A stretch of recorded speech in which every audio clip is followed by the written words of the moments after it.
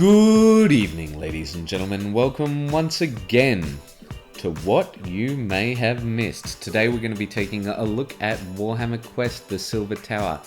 My thoughts on it after assembling all of it, and some of the rumors that have been going around about it, mainly regarding the pre-release. Alright, so before we get to it, this is the first model to be assembled, and it is what really solidified my thoughts. So in this, it's a fairly separately made model. So what it has is that arm with the lion shoulder pad is separate. Same with the shield arm, but the cape is also separate. So the big thing is here with this is made for painters. It's made for people who really want to make beautiful looking models, not so much for people who just want to pick up and go. And this guy is what solidified it for me, just absolutely. I'm not even sure if I'm kidding when I say that this might be a 12-piece model you're looking at. And obviously it's made in a way so that it is easier for painters to get to. Same with this guy. So the cape piece is separate when it comes to him. He's got a back plate piece that comes in, and it's rather obvious that the reason that they do this is so that you can more easily get at with the model. Luckily, the Gryph-hound itself is quite easy to assemble, only a 2-piece thing. This guy also, he is another one which I found a bit unusual.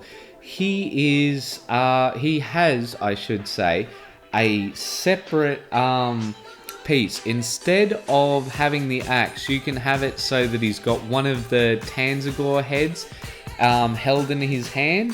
So, you know, extra option seems good. But not this lady, but the man coming up after this just was absolutely infuriating. So you see that bit where the chain is linked? That you have to skirt under that leather cloak there and in between the hair. And because it's a bent piece of plastic, you're going to have to get 2 separate pieces, you know, usually your finger and some sort of pin, to press it into place to glue it. So I would not say that this is for the beginning hobbyist at all. Alright, so next up we've got the Gaunt Summoner, and he was actually relatively easy to get into place. Considering his bottom cloak bit is about 3 pieces, and it was relatively easy to get together. The familiars were just a treat. They're 1-piece things. All of them are just 1-piece things. But his buddy who's coming up, the Thermitage, the Ogred Thermitage, was actually relatively difficult to get together. If you've put together a GW kit before, you're not going to have too much trouble with him. But these guys, oh my god, when I saw them in person, if you will spare me a moment for this joke, this is what I heard in the background. Just, yeah. For those of you who know Jojo's adventures, you know exactly what I'm on about. These guys are ridiculously ripped when you see them in person. Like, they already look pretty ridiculous to begin with, but they are ridiculous. These guys were pretty easy to put together. The pink and blue horrors were just 2 parts, and the brimstone horrors were a 1-part kit. You just had to glue them to the base, and that was pretty easy to do. So yeah, I wasn't too unhappy with that. And then we've got these other guys coming up. So the Skaven was actually just a treat to put together. He was just absolutely fantastic. He's a 3-part kit, and so you see the arm that's sticking up with the sword, that goes in about maybe, I don't know, 10 mils into the model itself, so it's really easy to place in, and the sword arm is separate. All of these goblins, each of them they've each got a 2-part kit, right? But unlike everything else, you do not have to keep track of every single part, because all of these pieces are interchangeable with the grotlings, which is really nice. So yeah, I'm just going to let the rest of this play out. So here's my thoughts.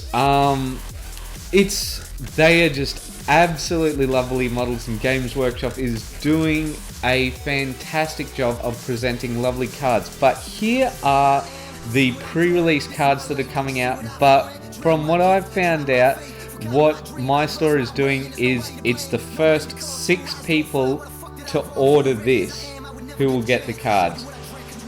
Like, I don't know who is going to do what, and here are the 2 cards which you can't usually get, which is the Tz'Ink Sorcerer Lord and the Slaughter Priest.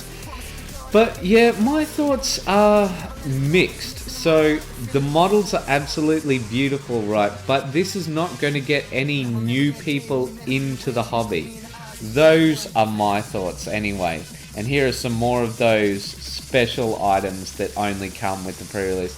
So yeah, I just wanted to share my thoughts since assembling, and I just thought that this was absolutely hilarious, that this was the best photos that somebody was putting up. I just thought that was very funny. And I just wanted to go over the prices, because I had some incorrect prices. Most of my prices were spot on, but yeah, Euro, British pound sterling, and the USA ones were pretty much spot on.